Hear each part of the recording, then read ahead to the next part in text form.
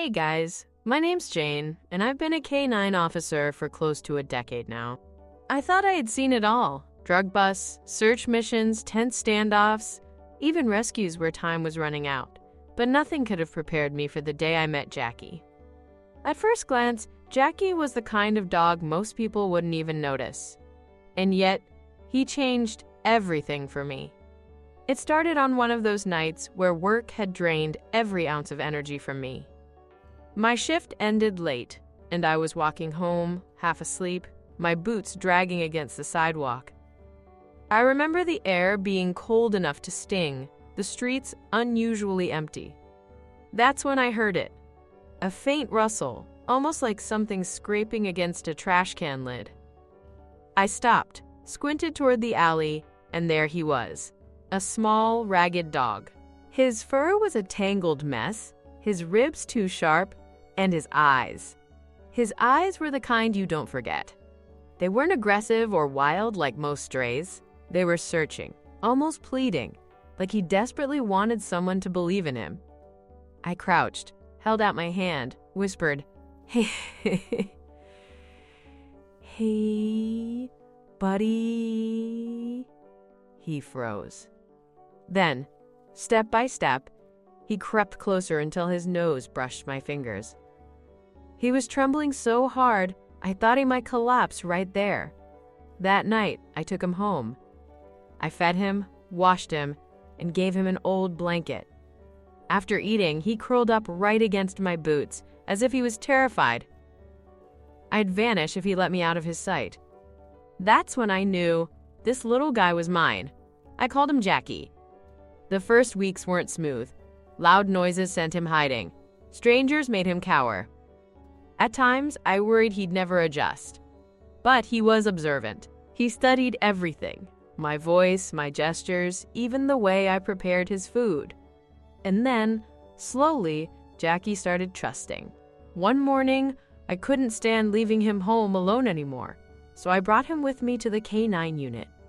When my team saw him, they laughed. "Jane, this is no K-9. He's a house pet. Look at him. Too small, too fragile." I didn't argue. I just clipped on a training leash and said, "Let's find out." To everyone's shock, Jackie nailed the basics instantly. Sit, stay, heel. It was like he'd been waiting his whole life for someone to ask him to try. His body might have been small, but his focus was razor sharp. Weeks turned into months. Jackie ran obstacle courses faster than half the unit. He was fearless in tunnels and alleys where bigger dogs hesitated. But what truly stunned me was his nose. He could detect the faintest trace, the kind that even veteran dogs sometimes missed. By then, the laughter was gone. People stopped doubting. My captain even said, "Jane, this stray might just be the ace up our sleeve." Then came the mission that proved him right. We got a tip about a massive stash of illegal narcotics hidden in an old warehouse at the edge of town. It was risky. Word was, the place was booby-trapped and watched.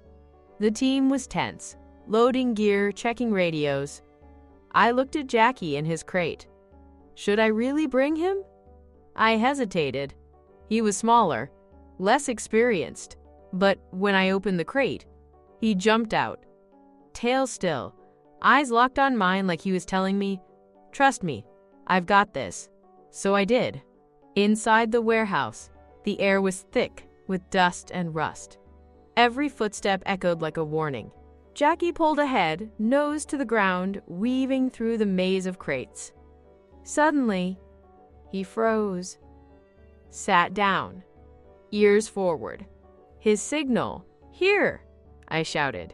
We cracked open the crate and, sure enough, there it was, a stash worth millions. Everyone cheered, but before we could even celebrate, there was a crash upstairs. Shadows moved. Someone was there. Gunshots rang out. We hit the ground. My heart stopped when I realized Jackie wasn't beside me anymore. I turned. He had sprinted into the dark, barking furiously. My blood ran cold. Was he chasing someone? Was he about to get hurt? I ran after him, my gun drawn, my voice hoarse from yelling, "Jackie, come back. I found him cornering a man against the wall, a lookout who had been armed with a pistol. The guy's hands were trembling, and Jackie stood firm, teeth bared, ready to lunge if the man so much as twitched. That tiny stray had just disarmed a criminal twice his size. Backup arrived. The suspect was cuffed. Jackie wagged his tail as if nothing had happened. I dropped to my knees, hugged him, and whispered, "You're more than a partner. You're a hero." From that day forward, Jackie became a legend in our unit. He cracked cases no one else could. He sniffed out things the most seasoned canines missed. And every time we walked into a mission, people didn't laugh at the little stray anymore. They stepped aside and said, "Let Jackie through." But the story doesn't end there. Months later, during another raid, Jackie froze again, not at a crate this time, but near a wall. Everyone assumed he was mistaken. False alarm. But I trusted him. We tore down that section, and behind it was a hidden compartment, stacked with explosives.